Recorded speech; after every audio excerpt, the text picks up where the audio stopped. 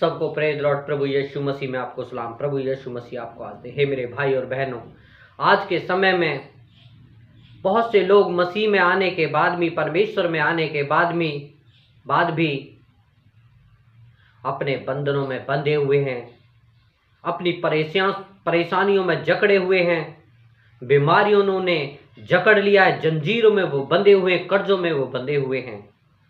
और वे बहुत ही प्रार्थना करते हैं, बहुत ही आराधना करते हैं, बहुत ही बाइबल पढ़ते हैं और बहुत सा धन देकर दशमांश देते हैं, लेकिन फिर भी उनके बंधन नहीं टूटते, क्योंकि हमारे बंधन हमारे दशमांश से नहीं, हमारी बाइबल पढ़ने से नहीं, हमारी प्रार्थना करने से नहीं, वरन प्रभु यीशु मसीह के अनुग्रह से, प्रभु यीशु मसीह की दया से, प्रभु यीशु मसीह की करुणा से हमारे बंधन टूटते हैं। जब प्रभु यीशु मसीह चाहे तब हमारे बंधन टूट जाएंगे।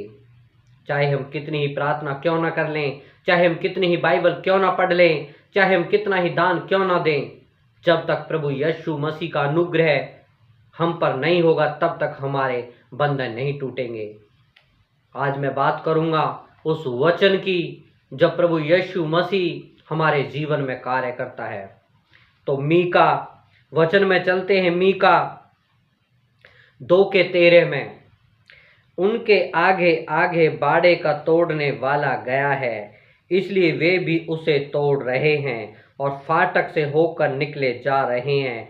उनका राजा उनके आगे आगे गया है, अर्थात यहोवा उनका सरदार और अगुआ है। आमीन। हे मेरे भाई और बहनों, यहोवा परमेश्वर हमारा अगुआ, हमारा चरवा है। वो हमारे बंधनों को, वो हमारी बीमारियों को, वो हमारे बाड़ों को, वो हमारी परेशानियों को, वो हमारी हर एक समस्या को निरास्त करने के लिए, परास्त करने के लिए हमारे आगे आगे गया है। हमारा राजा, हमारा यीशु मसीह, हमारा प्रभुओं का प्रभु हमारे बंधनों को, हमारे बाड़ों को, हमारी परेशानियों को, हमारे कर्जों को, हमारी हर एक समस्या को तोड़ने के लिए हमारे आगे आगे गया है। और वो हमारे आगे आगे हमारी परेशानियों को ध्वस्त कर देगा, हमारे शत्रुओं को ध्वस्त कर देगा, हमें विजयी करेगा। क्योंकि यहाँ पे लिखा है कि उनका राजा उनके आगे आगे गया है।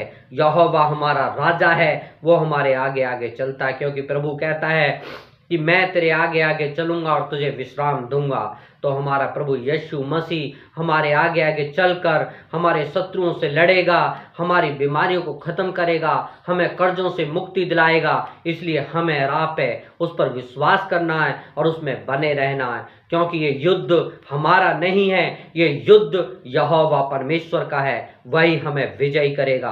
आपको सिर्फ उसमें ठहरे रहना है, आपको सिर्फ उसमें बने रहना है, आपको सिर्फ उसकी स्तुति करनी है, आपको सिर्फ बाइबल पढ़नी है, आपको सच्चाई के साथ उसकी आज्ञाओं को मानना है। एक आज्ञाकारी बालक के समान उसकी बातों को मानकर उन पर चलना है, उसकी चेतावनियों को मानना है और आराधना करना है, चर्च जाना है, बाइबल पढ़ना है। प्रभु यहोवा हमारे आगे आगे चलकर हमारे बाड़ों को तोड़ देगा, हमारी परेशानियों को समाप्त कर देगा।